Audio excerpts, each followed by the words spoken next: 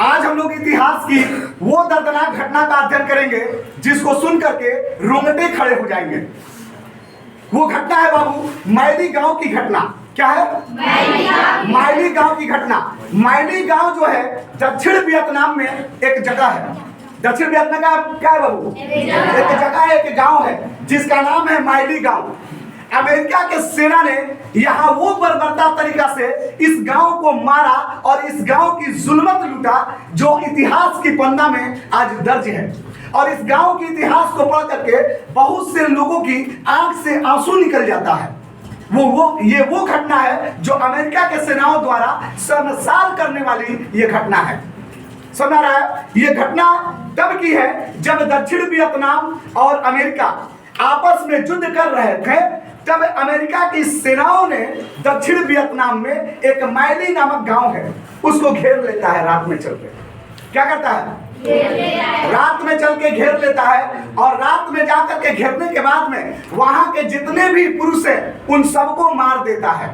पुरुष और बुजुर्गों को, बच्चों को, सबको मार देता है और महिलाओं के साथ उसका यौन शोषण करता है, महिलाओं के साथ बलात्कार करता है। और ये सिलसिला एक दिन का नहीं है, कई दिन तक महिलाओं के साथ सामूहिक बलात्कार करता है। महिलाओं को भी आग लगा करके जला देता है, यानी अपने से उस माइली गांव को पूरी तरह से तबाह बर्बाद कर देता है और एक तरह से शमशान घाट बना देता है।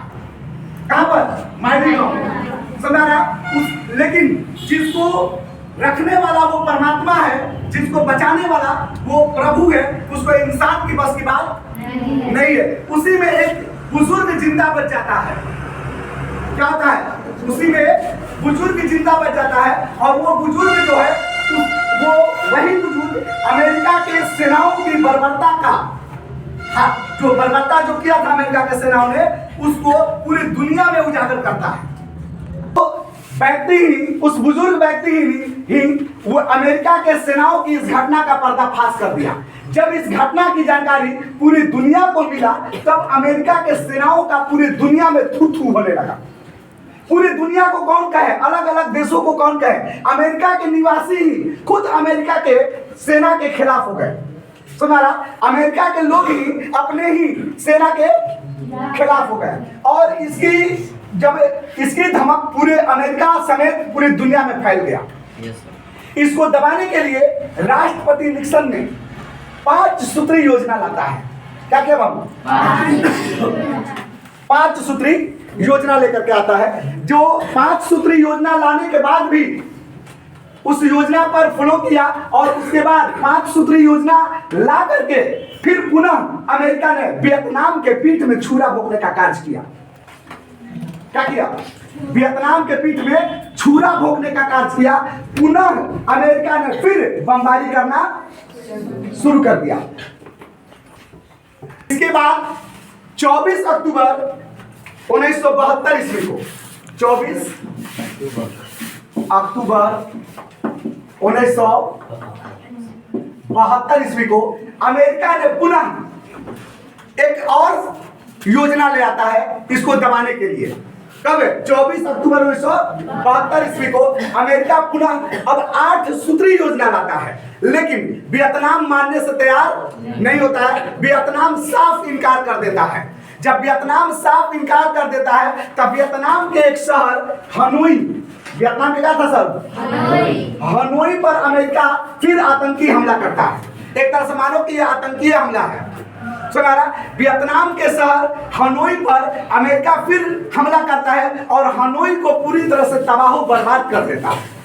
फिर फ्रांस की मदद से फ्रांस की शहर पेरिस में एक मशवरा होता है, मीटिंग होता है। यह घटना 27 फरवरी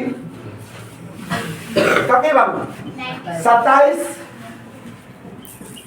फरवरी 1973 को 27 फरवरी 1973 को अमेरिका और वियतनाम के बीच एक मीटिंग होता है। एक संबंध ही होता है, क्या नाम है? समझौता होता है। और उस समझौते के तहत माना यह गया कि 60 दिन के अंदर में यदि 60 दिन के अंदर में अमेरिका को पूरे वियतनाम को खाली करके सेना लेकर के अपने देश को जाना पड़ेगा, तथा साथ साथ वियतनाम का जितना भी लॉस हुआ है ये सारा लॉस का हर्जाना अमेरिका को ही भरना पड़ेगा।